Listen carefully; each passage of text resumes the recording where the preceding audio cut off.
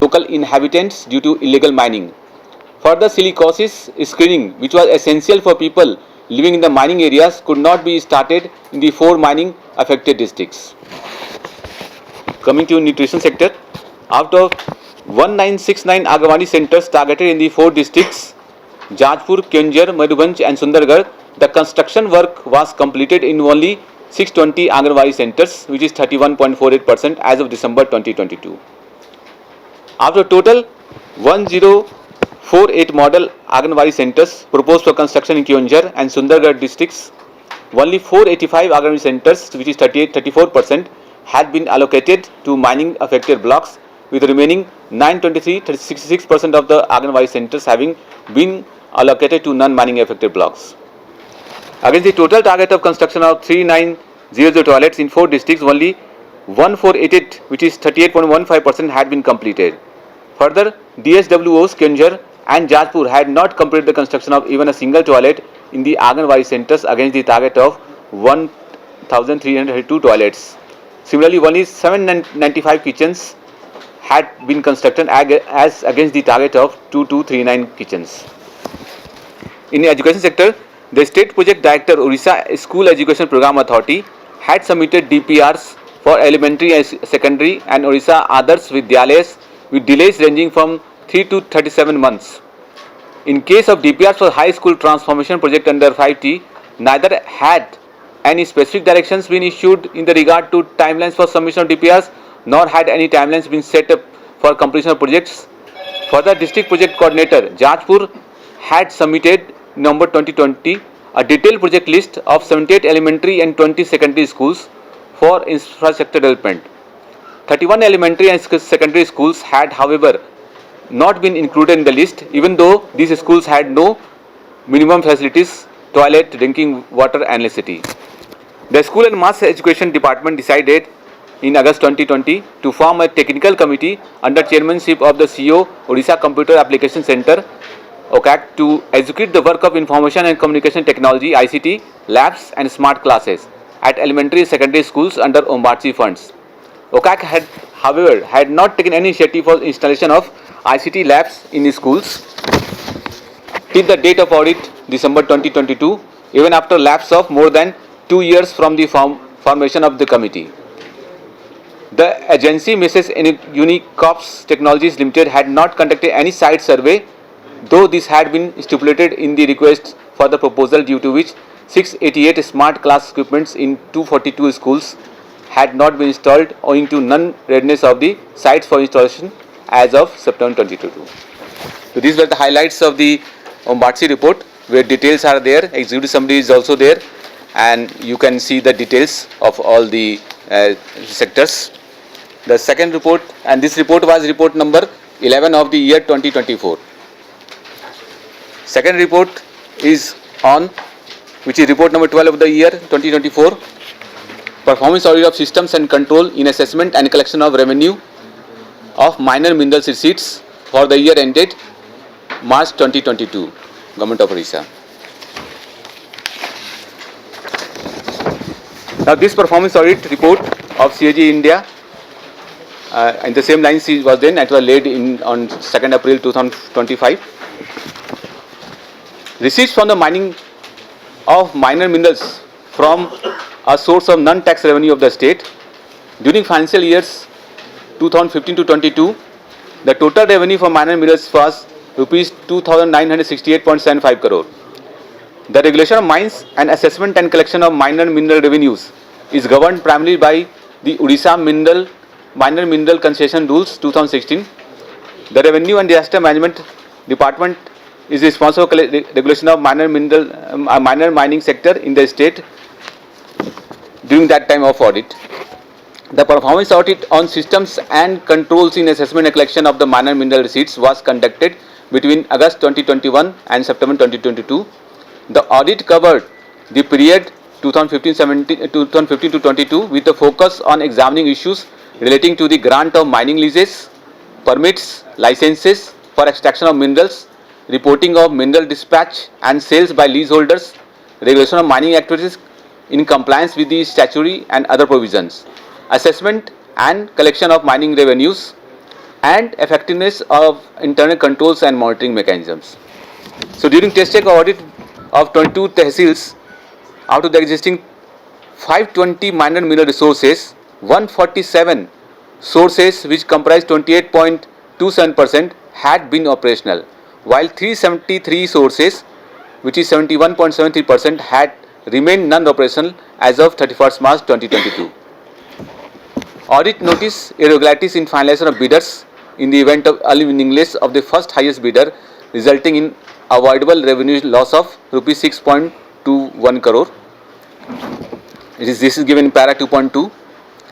In para 2.3.1, 2.3.1, then para 2.3.2, the tehsildars of those tehsils had not applied for the environment clearance immediately after approval of mining plan and before inviting bids. As a result, the bidding process could not be completed before expiry of existing lease periods, for which the sources remained non-operational and resulted in the loss of revenue of rupees 20.10 crore. In paragraph 3.2.2, the application of pre-revised rates of rents and royalties in the assessment of mineral revenue after revision by Government of Orissa under OMMC rules 2016 resulted in revenue loss of rupees 8.40 crore. Outstanding mineral dues together with interest amounting to rupees 92.28 lakhs was not realized from the leases.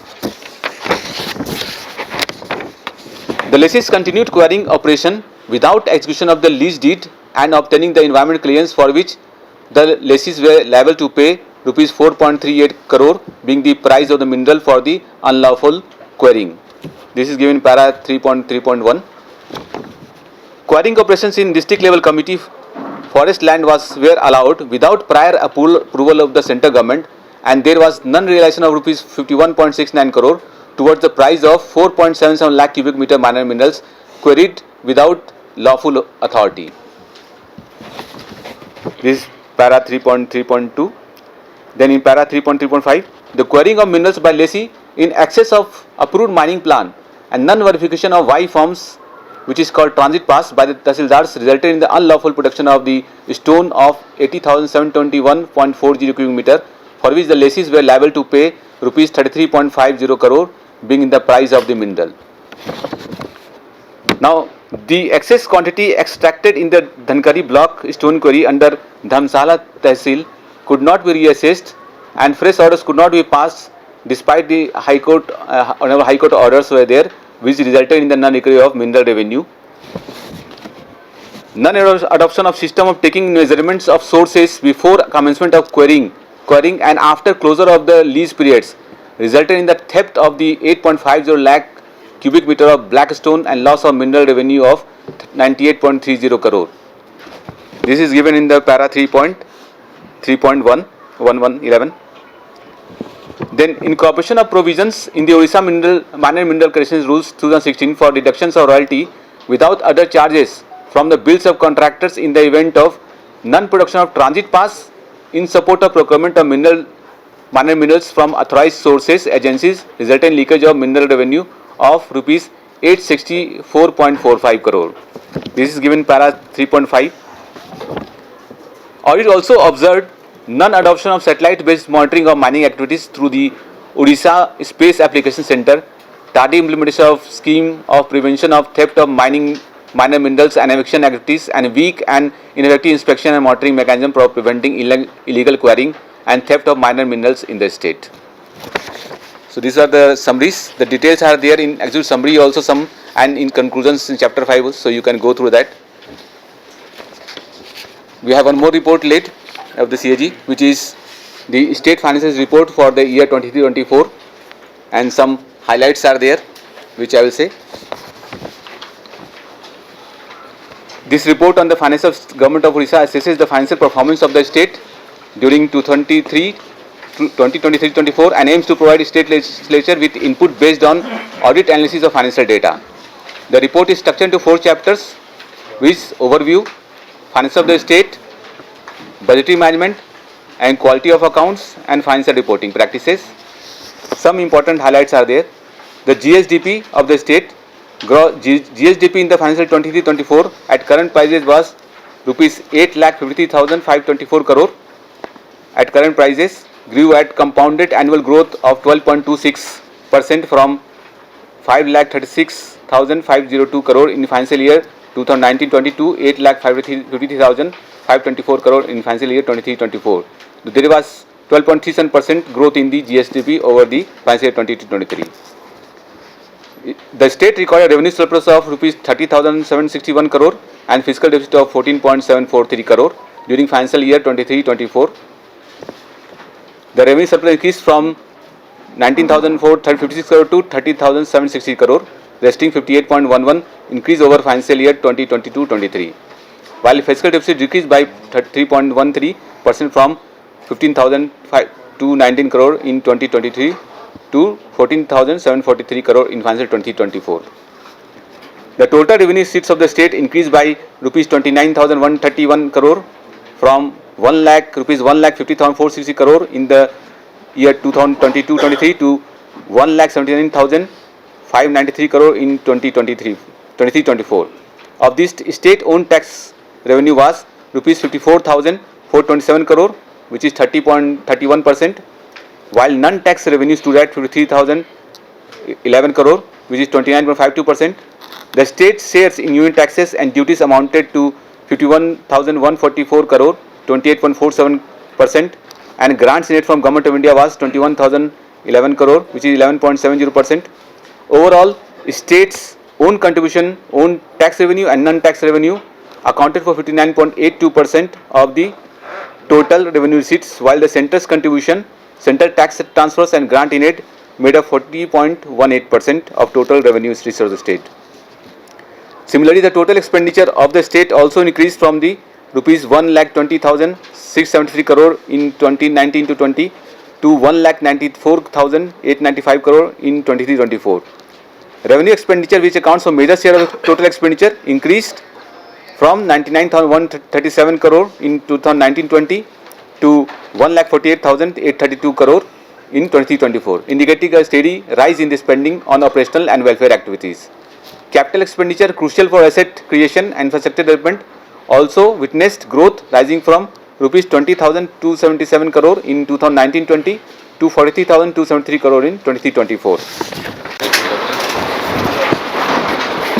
So the first brief is on the performance audit report on management of Odisha mineral bearing areas development corporation funds for the year ended 31st March 2022.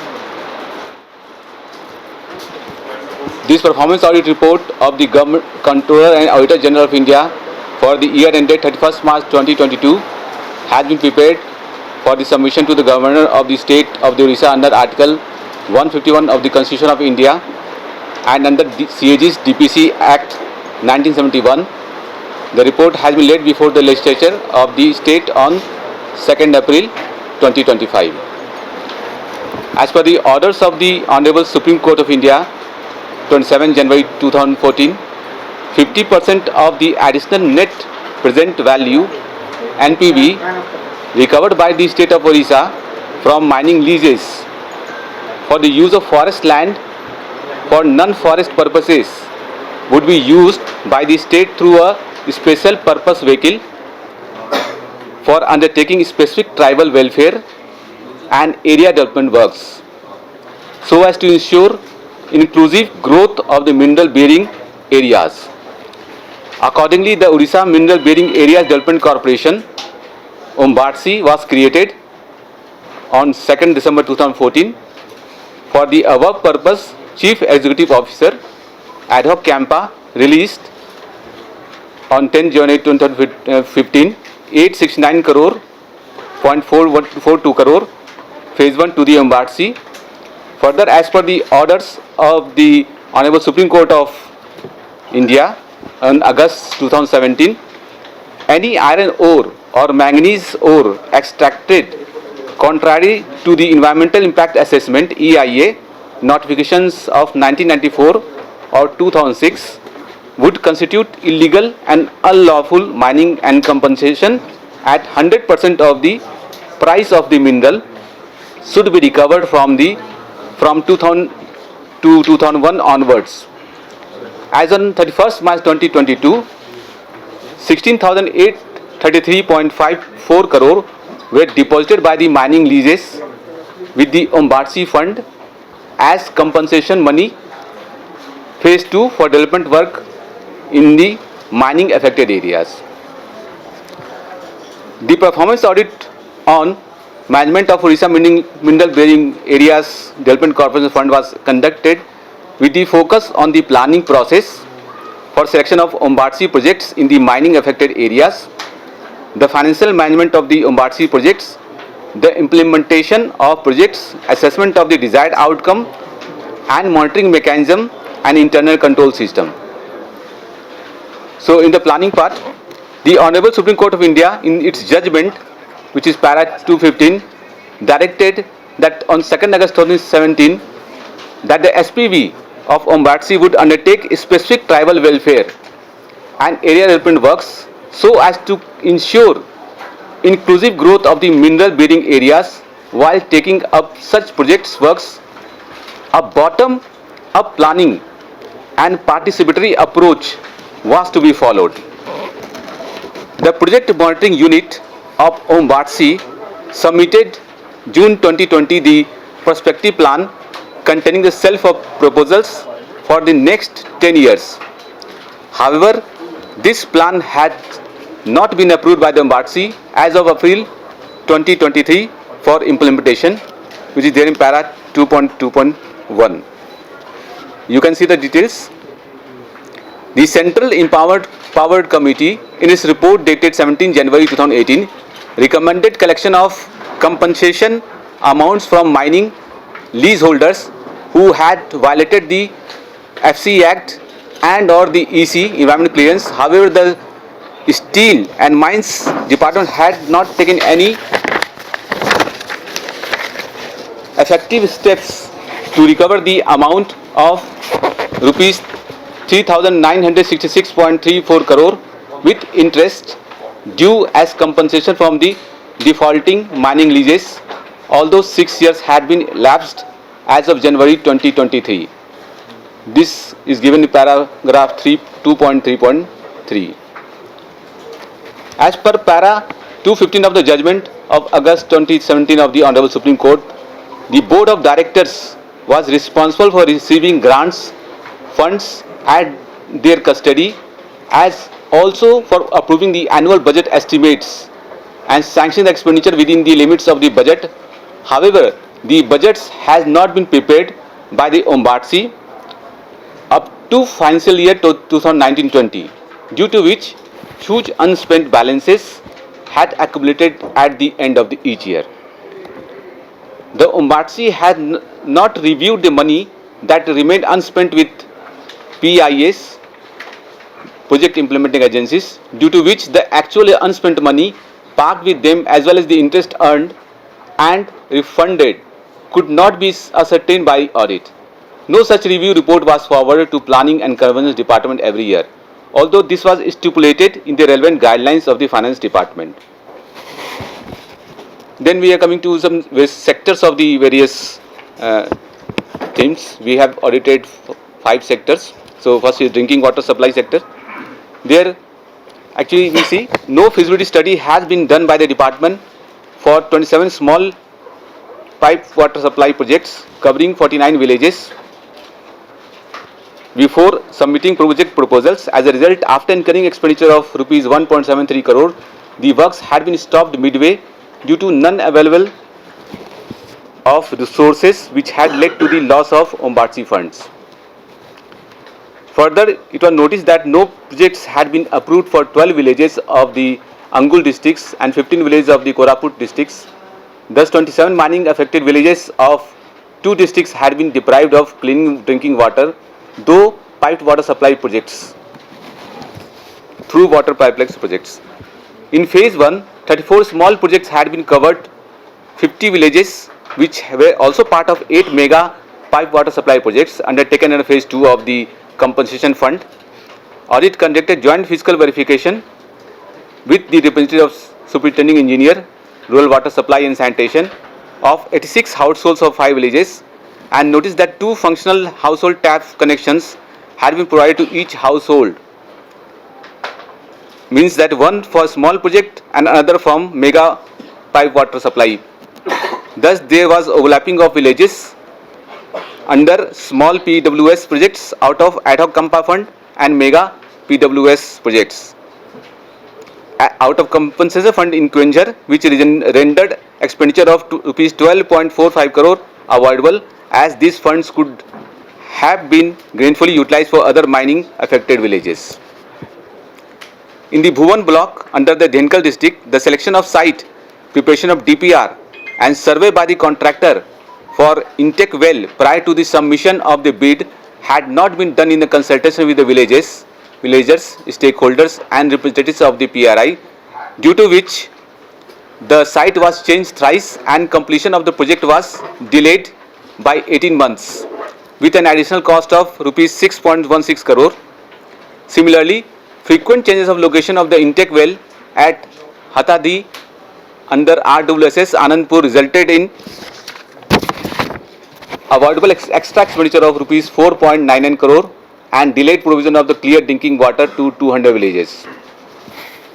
Although 15 small PWS projects executed in 2 sample divisions had been completed, payment had not been made towards operation and maintenance costs. The EASE has failed to maintain these PWS projects and also to ensure supply of clean drinking water to all households therein, rendering the longevity and sustainability of these projects costing rupees 14.03 crore doubtful in the Jajpur and Anandpur divisions. Increase of price breakup percentage for 4 item works in violation of the contract agreement resulted in excess payment of rupees 15.16 crore to the concerned contractor under the Sukinda block in Testec selections. Then comes to housing sector. The selection of eligible beneficiaries for Pakka houses was not carried out by using the bottom-up approach. Further, the targets were set by the DRDA without obtaining ground level data from the blocks, due to which the targets set by the PDDRDA were modified multiple times. Further, an amount of rupees 13.94 crore had remained unutilized as of March 2022 under the housing sector. However, it had not been refunded to the Ombatsi, violating the decision of BOD. Out of 29,829 Pakka houses targeted for completion by May 2018, 979 houses had remained incomplete as of October 2022. Due to lack of monitoring, although the houses were incomplete as observed during the joint physical verification, in 10 cases in Joda, payment had been made on the basis of manipulated photographs. Next, skill development sector. Out of 200 candidates enrolled for skill development training, 191 candidates, which is 94.50%, were not from identified villages of the mineral bearing areas. Hence, the earmarked SC/ST youth of the mining affected districts were deprived of the benefits of the skill development training. Further, the expenditure of rupees 2.16 crore incurred for imparting training to 191 candidates not from the identified villages of the mineral bearing areas was irregular. In health sector, the oversight authority appointed by the Honorable Supreme Court stated July 2019 the Chief District Medical Officer of the Sundargarh and Keonjhar district to upgrade the facilities of the district hospital through Ombatsi funds, so the tribals need not come to Cuttack or Bhubaneswar for treatment. However, non-assessment of the availability of suitable land for execution, the components like establishment of modular ICU, modular operation theatre and central sterile supply department was dropped. Health and Family Welfare Department submitted a revised proposal of rupees 36.76 crore in March 2021 for additional seal works in the Mayurganj district, though the earlier proposal was submitted with the certificate of non-duplication given by the responsible authorities. Components worth rupees 10.49 crore had already been proposed under other schemes and were accordingly in duplication, resulting in their being dropped out at a subsequent stage. Out of total approved budget in the health sector, only rupees 229.98 crore which is 34.90%, had been allocated to the mining blocks of 4 mining districts, with the balance being allocated for the non-mining blocks. This implied allocation of the compensation money for the health sector in the mining blocks was lower despite direct health related effects on the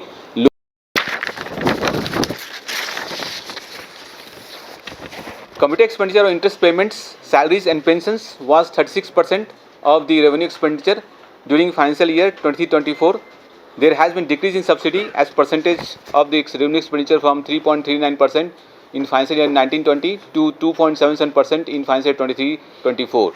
However, the absolute value of subsidies increased from rupees 3,366 crore to in 1920 to 4,123 crore in 23-24.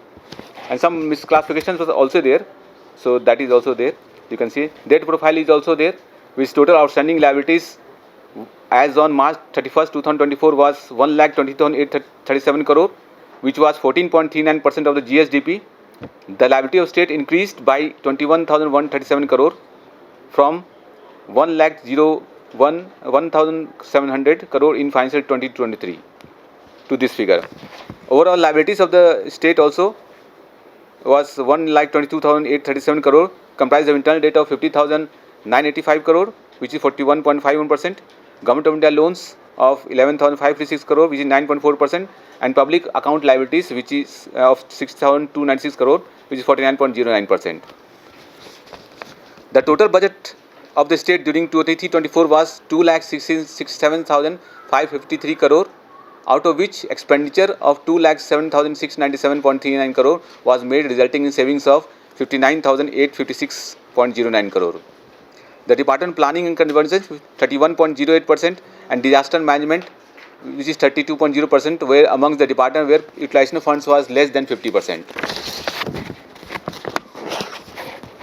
Despite the requirement of submitting utilization certificates against the conditional grants within the stipulated time period, 11,014 outstanding UCs amounting to 12,361 crore were pending as of March 2024. DC bills against AC bills. Despite the requirement of submitting detailed contingent DC bills against the advance money withdrawn through the abstract contingent bills, 1,222 AC bills of rupees 103.06 crore were pending for submission of DC bills as of March 2024, out of which 816 AC bills amounting to rupees 39.78 crore pertain to the period up to March 2023.